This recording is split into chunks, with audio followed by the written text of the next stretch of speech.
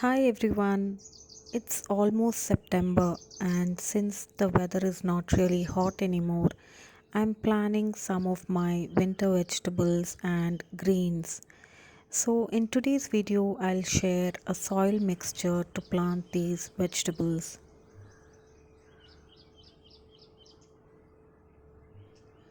So, when we are growing vegetables, we need a lot of different nutrients in the soil so that these plants can be healthy without any sort of fungal or pest infection and also produce a lot of vegetables that we can harvest.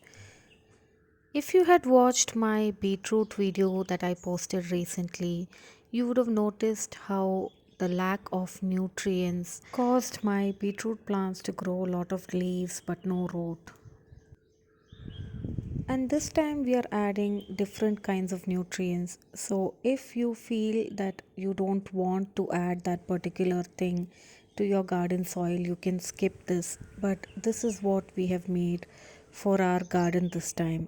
So please do watch the video to see all the different things that we are adding to create a vegetable garden potting mix. After removing all the beetroot plants from the containers in which it was growing, we use that soil and we are revamping it by adding more nutrients so that we can grow new vegetables in the place of those beetroots. So, more than using fresh soil, we are actually replenishing the soil that we were already using for our summer vegetables.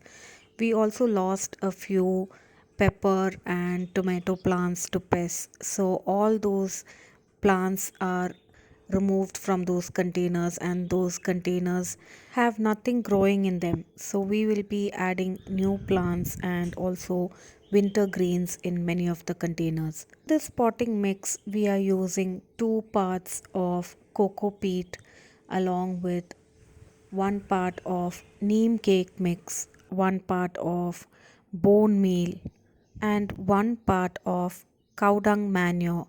The cow dung manure has to be dried so that there is no fungal infection or any pests that come from there. So, here as we empty our pots, you can see that the soil is really wet. So, we need to keep them out in the sun and dry them for a couple of days so that there are no pests or infections. And it is also a good idea to wash and dry those containers thoroughly and place them in a sunny spot for a day or two before we fill in that pot with new soil. Along with the cocoa peat, cow dung manure, bone meal, and neem cake, we are also adding a sprinkle of trichoderma powder. Trichoderma powder will help to prevent any sort of fungal infection or fungal development as these plants start to grow and develop new roots. So, this is a very simple potting mix that we create for our vegetable garden.